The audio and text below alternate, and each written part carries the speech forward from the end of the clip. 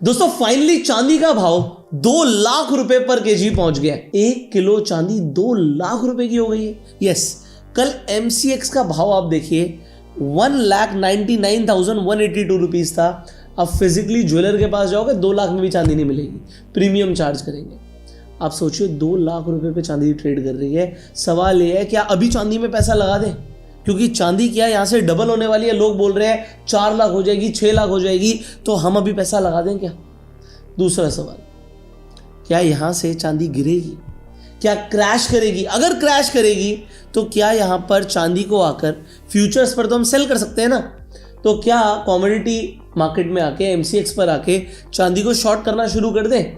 क्या चांदी यहां से गिरेगी? अब जो आपके सवाल है इनका तो मैं आपको डिटेल में जवाब देने वाला हूं। बहुत मजा आएगा आपको आज की इस वीडियो के साथ, क्योंकि जो आज मैं आपको दिखाने वाला हूं, सिर्फ बताने नहीं वाला, दिखाने वाला हूं, आपके होश उड़ने वाले हैं। बड़े ध्यान से देखिएगा। जो मैं सिल्वर की बात कर रहा हूं, सिल्वर ने जो अभी ये रैली दिखाई है, ऐसी रैली ये 2 बार पहले भी दिखा चुका है। एक 1980s में मैंने आपको हंट ब्रदर्स की स्टोरी बताई थी। हंट ब्रदर्स 3 भाई थे और बेसिकली उनके फादर एक ऑयल टाइकून थे, तो उनके पास पैसा बहुत था। तो उन्होंने क्या सोचा कि इन्फ्लेशन को एडजस्ट करने के लिए हम अपना पैसा चांदी में डालते हैं। इन्होंने अपना पैसा चांदी में डाला तो चांदी भागने लगी। लोगों को लगा भैया हंट ब्रदर्स पैसा डाल रहे हैं तो हम भी डालेंगे। फिर स्पेक्यूलेशन होना शुरू हो गया। स्पेक्यूलेशन क्या हुआ, लोगों ने चांदी को लेवरेज पे खरीदना शुरू कर दिया। जैसे आप फ्यूचर्स खरीदते हो, ऑप्शंस खरीदते हो ना, बिल्कुल वैसे ही लोगों ने लेवरेज पे चांदी को खरीदा। बट उसके बाद गवर्नमेंट ने इंटरवीन किया, लेवरेज को काट दिया। अब लेवरेज काट दिया तो हंट ब्रदर्स भी और चांदी को खरीद नहीं पाए और चांदी का प्राइस ऑन द मूव गिरा। तो 1980s में जो ये एकदम से प्राइस बूम हुआ था और प्राइस गिरा, इसकी स्टोरी मैंने आपको बता दी। फिर 2011 में चांदी भागी थी। अब जो ये 2011 में भागी थी, उस टाइम पर फेड बोल रहा था भैया ऑलमोस्ट 0 कर देंगे इंटरेस्ट रेट्स को। जो बड़ी बड़ी कंट्रीज थी वो बैंकरप्सी की कगार पर थी।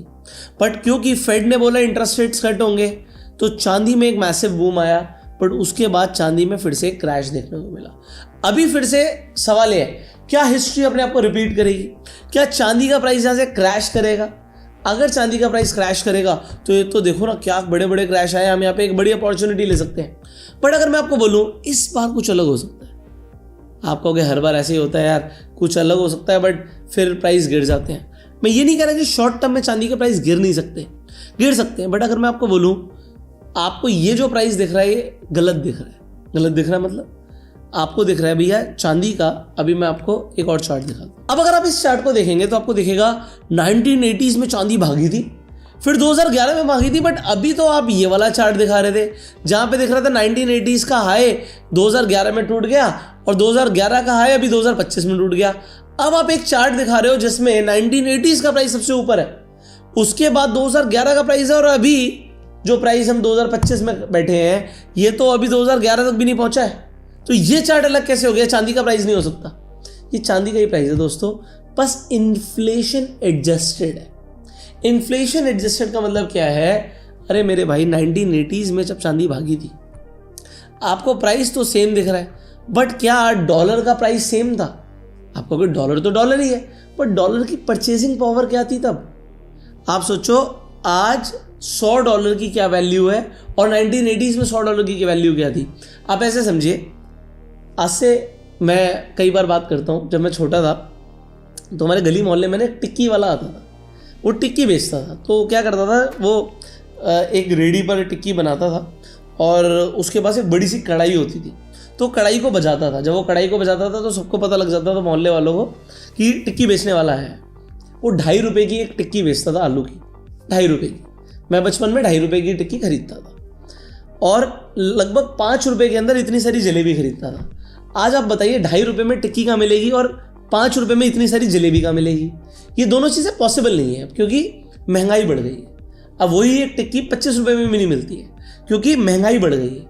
सिमिलरली 1980s में चांदी का भाव आपको सेम दिख रहा है, बट इन्फ्लेशन को अगर एडजस्ट करें तब चांदी बहुत ज़्यादा भाग गई थी।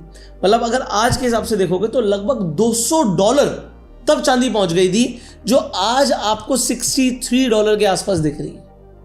तो इन्फ्लेशन को एडजस्ट करने से हमें पता लगता है कि 1980s में चांदी का भाव 63 था ही नहीं।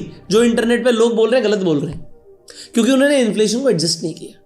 2011 में देखें तो आज के हिसाब से चांदी का भाव उस टाइम पर 72 था, बट आज अगर आप देखोगे तो 63 भी नहीं है, 47 के आसपास ही है। इसका मतलब क्या है कि अभी चांदी में पोटेंशियल बाकी है दोस्तों। अगर ये एक स्पेक्यूलेशन है, अगर इसी तरीके से चांदी को क्रैश होना है तो चांदी को उतना भागना भी पड़ेगा। अभी चांदी के अंदर पोटेंशियल बाकी है। तो पहले मैं आपको एक चीज बता देता हूं, अगर चांदी में आपने अभी तक SIP शुरू नहीं करी है तो कर लो। आपको इतना बढ़ गया यार, अब थोड़ी करेंगे भाई, आपको क्या पता कि ये और नहीं बढ़ेगा, पता तो मुझे भी नहीं है। बट SIP शुरू करने का फायदा क्या है, अगर और बढ़ेगा तो हम जो इन्वेस्टमेंट करेंगे वो बढ़ जाएगी, और अगर यहां से गिरेगा, थोड़ा बहुत गिरता जाएगा, तो मेरा जो पैसा है वो डॉलर कॉस्ट एवरेजिंग या रुपी कॉस्ट एवरेजिंग की वजह से वो नीचे के भाव में मैं चांदी को खरीदता जाऊंगा, और फिर जब चांदी बढ़ेगी तो प्रॉफिट आएगा। अच्छा, मैं आपको जो बोल रहा हूं ना, ये सेम अप्रोच मैं खुद फॉलो करता हूं। मैंने इस साल एक रियल एस्टेट खरीदी थी, जिसके लिए मुझे चांदी में मेरी बहुत बड़ी इन्वेस्टमेंट थी, बहुत बड़ी मतलब एक्चुअल में बहुत बड़ी। मेरे पोर्टफोलियो साइज का आप लगभग मान लो 20% पैसा चांदी के अंदर था। वो चांदी हमने बेची, और इसी साल लगभग अप्रैल के अंदर मैंने चांदी को फिर से खरीदना शुरू किया। ETF के माध्यम से मैं खरीदता हूँ, मैं आपको बता देता हूँ। फिर भी मेरे अकाउंट में जो सिल्वर की रिटर्न दिखा रहा है वो 43% दिखा रहा है, क्योंकि सिल्वर जब भी गिरती चली गई मैं खरीदता गया, जब भी थोड़ी सी गिरी मैंने खरीद लिया, जब भी थोड़ी सी गिरी मैंने खरीद लिया। तो उससे होता क्या है कि आपकी रुपी कॉस्ट एवरेजिंग हो जाती है और आपकी रिटर्न एक्सेप्शनल हो जाती है। जबकि मैंने इस साल अप्रैल से ही चांदी को खरीदा है, मैंने उससे पहले जो था वो बेच दिया था, वो प्रॉफिट बुक्ड है मेरा। अब मैंने आपको सिल्वर के अंदर SIP शुरू करने के लिए तो बोला है, बट आप गलती से भी सिल्वर के म्यूचुअल फंड में पैसे मत लगा देना। आप कह रहे हो यार SIP तो म्यूचुअल फंड में होती है ना, वो इंटरनेट पे इतने सारे बाबा सब बोलते हैं कि भैया म्यूचुअल फंड में पैसे लगाओ। वो डबल काट रहे हैं आपका। कैसे समझाता हूँ, ये आपको कोई बताएगा नहीं, ठीक है।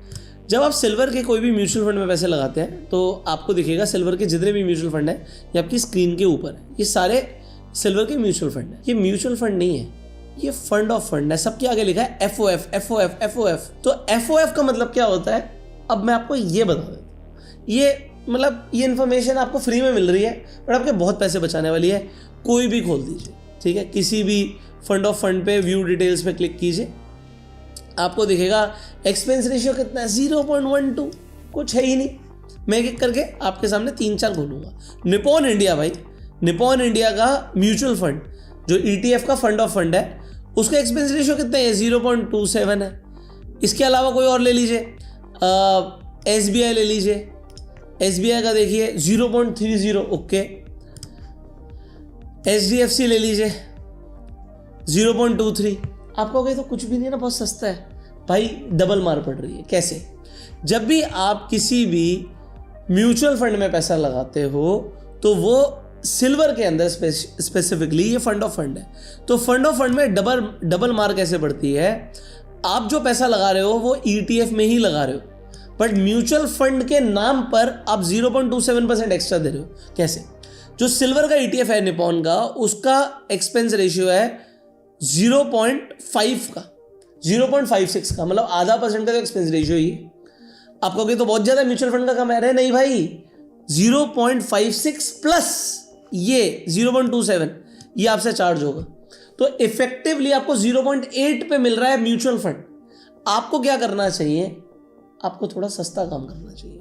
मैं आपको बताता हूं, आप एग्जाम्पल के लिए डालिए सिल्वर केस, इस पे जाइए, इसका expense ratio 0.33, one of the cheapest. अगर आप इन्हीं का म्यूचुअल फंड ले लेते तो आपको अलग से एक्सपेंस रेशियो 0.17 और देना पड़ता, तो इसलिए म्यूचुअल फंड नहीं खरीदना है। लोग कह रहे हैं ETF थोड़ा प्रीमियम पे चला जाता है। देखो इस वक्त जब मैं वीडियो बना रहा हूं तो आप क्या कर सकते हैं, आप जैसे मैं निपॉन की बात कर रहा था, तो निपॉन का ही मैं आपको बताता हूं। आप गूगल पर जाके सिंपली लिख दीजिएगा INAV, सीधा आप INAV लिखोगे, आपको निपॉन के ETF की वेबसाइट दिखेगी, इस पर गेट स्टार्टेड पे क्लिक कीजिएगा, आपको दिखेगा करंट INAV क्या है। तो ये होता है आपकी इंडिकेटिव नेट एसेट वैल्यू जो रियल में होनी चाहिए, और ये है आपकी जो थी आपकी नेट एसेट वैल्यू। तो यहाँ पर जाके जब आप कमोडिटीज पर जाएंगे तो आपको कमोडिटी ETF दिखेगा, जैसे सिल्वर 20 दिखेगा, ये सिल्वर का ETF है, तो इसकी INAV indicative net asset value है 183 की, और रियल प्राइस चल रहा है 179 का इस वक्त जब मैं वीडियो बना रहा हूँ, तो सिल्वर का ETF उसकी रियल वैल्यू से भी कम पे चल रहा है। इसलिए आपको SIP करनी है ETF के अंदर। किस में करनी है? ETF में। फ्री में जाके कर लो, किसी की जरूरत नहीं है। डिस्क्रिप्शन पिन कमेंट में आपको एक लिंक मिलेगा, आप फ्री में अपना डीमेट अकाउंट खोलिए। स्क्रीन पर आपको एडिटर दिखाएंगे कि आपको किस तरीके से ETF चूज करना है और आपको इन्वेस्टर मोड लेना है। जब भी आप अपना डीमेट अकाउंट खोलेंगे, इन्वेस्टर मोड के अंदर आप ETF सर्च करिएगा, म्यूचुअल फंड नहीं, और उस पर आप 500 रुपये महीने की, 1000 रुपये की SIP शुरू कर दीजिए। तो ये क्या होगा, आपकी एक तो सस्ती हो जाएगी और आपको म्यूचुअल फंड वाली डबल मारनी पड़ेगी। ये बताना आपको जरूरी था। और अगर आपको हमारी टीम की हेल्प चाहिए SIP शुरू करने के लिए, तो आपको एक गूगल फॉर्म का लिंक मिलेगा, उस फॉर्म को फिलअप कर दीजिएगा। हमारी टीम आपकी हेल्प करेगी। अगर आपको SIP से रिलेटेड कोई भी क्वेश्चन होगा तो हमारी टीम फिगर आउट कर लेगी, कोई प्रॉब्लम नहीं है। अब कुछ इंपॉर्टेंट चीज़ें हैं जो मैं आपको बता देता हूँ। देखिए, सिल्वर नो डाउट अभी बहुत तेज़ी से ऊपर गया, बट फिर से सवाल आता है कि अगर आपको, मैंने बोला SIP शुरू कर दीजिए, बट क्या लमसम में इन्वेस्टमेंट करना है? कमाल की बात है, मार्केट खुल गई है और अभी भी आप देख रहे हैं सिल्वर का प्राइस वहीं पर इंटैक्ट है जब मैं ये वीडियो बना रहा हूँ। तो अब सवाल ये है कि अगर मैं लमसम इन्वेस्टमेंट करना चाहूँ तो क्या अभी कर दूँ?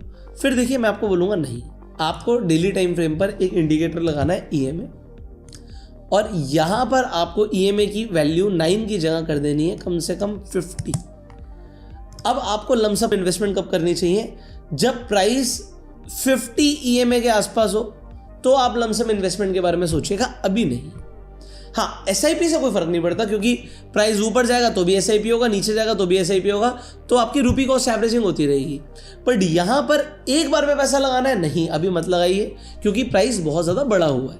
तो ये भी मैंने आपको बता दिया। अच्छा, मैंने आपको पहला पॉइंटर बता दिया कि सिल्वर क्यों बढ़ सकता है, क्योंकि इन्फ्लेशन एडजस्टेड प्राइस अभी पहुंचा ही नहीं है। जो लोग स्पेक्यूलेशन बोल रहे हैं, सिल्वर आगे बढ़ सकता है, इसमें कोई डाउट नहीं है। तो जैसे बड़े बड़े आर्टिकल्स आपको इंटरनेट पर दिख गए होंगे, मोतीलाल ओसवाल का आर्टिकल दिख गया होगा, 2.5 लाख सिल्वर हो सकती है 2026 में, हो सकती है भाई 4 लाख भी हो सकती है, किसी को नहीं पता, क्योंकि जब कमोडिटीज भागती हैं तो बहुत तेज भागती हैं। 2026 के अंदर आप देखिए सिर्फ 19% बढ़ा, 2017 में -3.8% था, 18 में %0.5% माइनस था, 2019 में 22% बढ़ गया, 2020 में 44% बढ़ा। अगर आप 21 की बात करेंगे 8% गिर गया, 10% के आसपास 2022 में बढ़ा, 23 में 7.8, 24 में 17.2 और इस साल 100% से ऊपर भाई 100% बढ़ गया सिल्वर का प्राइस 100% पार कर गया। बट बात यह है कि इतना बढ़ने के बाद क्या ये अगले साल भी 100% बढ़ेगा? जरूरी नहीं कि अभी बढ़ जाए, बढ़ भी सकता है, नहीं भी बढ़ सकता। कमोडिटीज़ की साइकिल थोड़ी अलग होती है, तो इसे आपको समझना ज़रूरी है कि सिल्वर हर साल ज़रूरी नहीं कि उतना ही बढ़े, गिर भी सकता है। इसलिए मैं आपको लमसम के लिए मना कर रहा हूँ। सो पहला फैक्टर मैंने आपको बता दिया कि सिल्वर का प्राइस जो बढ़ रहा है अभी इन्फ्लेशन एडजस्टेड प्राइस तक नहीं पहुंचा। दूसरा फैक्टर, सिल्वर का प्राइस आगे क्यों बढ़ सकता है? एक तो फेड ने रेट कट किया, तो रेट कट की वजह से मुझे लग रहा है कि सिल्वर को पुश मिला है, जिसकी वजह से उसका प्राइस इतना ज़्यादा बढ़ गया है कि डॉलर टर्म्स में भी 63.3 का प्राइस पहुँच चुका है। अब इसमें हमें ये समझना ज़रूरी है कि जो फिजिकल सिल्वर है उसकी शॉर्टेज आ गई है। जो लंदन के वॉल्ट्स हैं उनके अंदर अगर आप देखोगे क्रंच आ गया है, तो वहाँ पर अभी फिजिकल सिल्वर नहीं है। लंदन मंगवा रहा है सिल्वर, न्यूयॉर्क से, चाइना से सिल्वर इंपोर्ट कर रहा है, तो लंदन के वॉल्ट्स में अभी सिल्वर नहीं है, फिजिकल सिल्वर की शॉर्टेज चल रही है। इंडिया भी सिल्वर को इंपोर्ट करता है, तो जितना हमें ज़रूरत है, तो अगर आप देखोगे चाइना की इन्वेंट्रीज भी इस वक्त डिकेड लो पर है, मतलब 10-10 साल के लो पर चाइना के अंदर भी सिल्वर की शॉर्टेज आ गई है। क्योंकि सिल्वर की शॉर्टेज है फिजिकल मार्केट में, इसलिए सिल्वर का प्राइस बढ़ रहा है। तो अगर आप मेरी स्क्रीन पर देखेंगे 2021 से अभी तक का मैं अगर आपको डेटा दिखाऊं, जो सिल्वर की प्रोडक्शन है वो यहाँ पर नीचे लिखी हुई है, और जो सिल्वर की डिमांड है वो यहाँ पर आपको नीचे दिख रही है। तो सिल्वर की जो डिमांड है, वो सिल्वर की प्रोडक्शन से ज़्यादा है, इसलिए सप्लाई और डिमांड के अंदर क्योंकि गैप आ रहा है, सप्लाई कम है डिमांड ज़्यादा है, इसलिए प्राइस भाग रहे हैं। तो अभी कोई ज़रूरी नहीं है, क्योंकि जो सिल्वर है कैसे निकलता है, सिल्वर एक बाय प्रोडक्ट होता है। जब कॉपर माइन होता है, जिंक माइन होता है, तो अलग अलग मेटल्स जब माइन होते हैं तो उसका एक बाय प्रोडक्ट होता है सिल्वर। अब ऐसा नहीं है कि अभी के लिए तो सप्लाई कम आ रही है जी एकदम से बढ़ जाएगी, तो हो सकता है अगले 5 साल भी सिल्वर की सप्लाई उतनी ज़्यादा ना बढ़े, तो और डिमांड उतनी रहे, तो सिल्वर का प्राइस भागता चला जाएगा।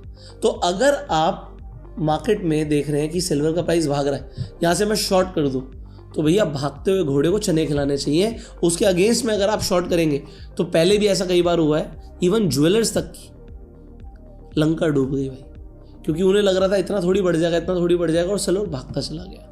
सो सिल्वर बहुत वॉलेटाइल है, इसमें क्रैश भी बहुत फास्ट आते हैं और इसका प्राइस भी बहुत ऊपर जाता है। और अभी मैंने आपको डेटा पॉइंट ऑफ व्यू से समझाया है कि सप्लाई कम है, डिमांड ज़्यादा है, तो प्राइस बढ़ने का मैंने आपको दूसरा फैक्टर दे दिया। जो मैं आपको फाइनल पॉइंट दे रहा हूँ उसे आप ना थोड़ा लॉन्गर पर्सपेक्टिव से समझिएगा। अभी जो हमारी बिजली प्रोड्यूस होती है उसके अंदर हम फॉसिल फ्यूल्स को बर्न करते हैं, बट अब हम क्लीन एनर्जी की तरफ जा रहे हैं। इंडिया भी क्लीन एनर्जी को एम कर रहा है। अब क्लीन एनर्जी के अंदर सोलर एनर्जी एक बहुत बड़ा सेगमेंट बन के उभर रहा है पूरी दुनिया में। अब सोलर पैनल्स के अंदर फोटोवोल्टिक्स के लिए सिल्वर एक क्रिटिकल और इररिप्लेसेबल इनपुट हो जाता है, क्योंकि सोलर सेल्स के लिए सिल्वर चाहिए ही चाहिए। अब क्योंकि ग्लोबल डिमांड और ग्लोबल एडॉप्शन बढ़ रहा है, डिमांड भी बढ़ रही है, एडॉप्शन भी बढ़ रहा है। आप भी सोच रहे हो घर के ऊपर सोलर लगवा ही लेता हूं, तो सोलर में तो चांदी लगेगी। अब चांदी लगेगी तो चांदी खरीदी जाएगी। अगेन लास्ट पॉइंट बताया, सप्लाई है नहीं, डिमांड आप प्रोड्यूस कर रहे हो, तो सिल्वर का प्राइस आप ही प्रोड्यूस कर रहे हो।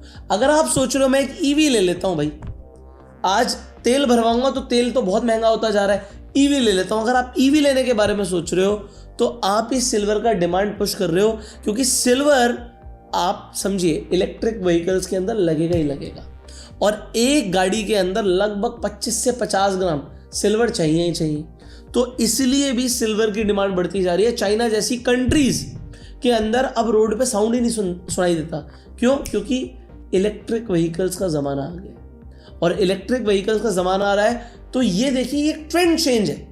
अब जब भी ट्रेंड चेंज है और उसके अंदर जो मेजर चीज़ यूज़ हो रही है आप उसके अगेंस्ट में बेट कर रहे हो तो प्रॉब्लम बड़ी हो सकती है। इसीलिए मैंने क्या बोला, सिल्वर की एसआईपी शुरू कर दो। क्यों? क्योंकि आज भी मेरे घर में हो सकता है, आपके घर में सोलर पैनल्स नहीं लगे, हो सकता है मेरे घर में आज एक ईवी गाड़ी आ गई, आपके घर में भी ईवी की गाड़ी आ रही है, कल को एक की जगह 2 गाड़ी आएंगी, पड़ोसी की भी आएगी, तो सिल्वर की डिमांड पुश होती चली जाएगी। इसलिए और 5G और AI टेक्नोलॉजी के लिए भी, जो AI ड्रिवन हार्डवेयर्स हैं उसके लिए भी सिल्वर चाहिए। तो पूरा जो ट्रेंड है वो क्योंकि बदल रहा है, आपको भी ट्रेंड के साथ चेंज होना पड़ेगा। So silver can become a new gold. तो सिल्वर में एसआईपी को आप मिस कर ही नहीं सकते। आज ही सिल्वर के अंदर आप एसआईपी शुरू कीजिए। मैंने जो यहां पर आपको दिखाया है सिल्वर 183 रुपीज़ का है। अगर मैं सिल्वर केस डाल देता हूं तो ये तो और सस्ता आपको मिल जाएगा, सिर्फ 19 रुपये में, लगभग 20 रुपये में आप जाके सिल्वर केस खरीद सकते हो। तो आप 20 रुपये के अंदर सिल्वर खरीद रहे हैं। अब आपके पास ज़्यादा पैसा तो ज़्यादा खरीद लो, और अपनी एसआईपी आप ETF में शुरू कर सकते हो। मैंने आपको बताया म्यूचुअल फंड से सस्ते ETFs हैं, so you can do that. Although ETFs के अंदर कभी कभी डिमांड की वजह से आपको दिखता है कि INAV उनकी चेंज हो सकती है, INAV कम है, प्राइस ज़्यादा है, तो वो आप चेक कर लीजिएगा। मैंने आपको ये भी बता दिया कि आप कैसे INAV गूगल पर लिख के चेक कर सकते हैं। बाकी अगर आपको SIP करने के लिए हमारी टीम की ज़रूरत है तो एक गूगल फॉर्म का लिंक है, उसे आप फिलअप कर दीजिएगा, हमारी टीम आपकी हेल्प करेगी। इस वीडियो को शेयर जरूर कीजिएगा, क्योंकि देखिए वीडियो बनाने में एफर्ट्स लगते हैं, बट क्लैरिटी देना मेरा फोकस है कि आपको एक एक पॉइंट समझ आए। अगर आपको समझ आया तो लाइक कर दीजिएगा इस वीडियो को, सब्सक्राइब जरूर कीजिएगा, बेल आइकन पर क्लिक कीजिएगा। और क्या आप SIP शुरू करने वाले हैं सिल्वर के अंदर? कमेंट में येस और नो जरूर बताइएगा, और ऑलरेडी कर ली तो भी आप कमेंट में येस लिख सकते हैं कि आप ऑलरेडी इन्वेस्टेड हैं सिल्वर के अंदर। मैं आपसे मिलूंगा अगली वीडियो में, तब तक के लिए you go self made and जय हिंद।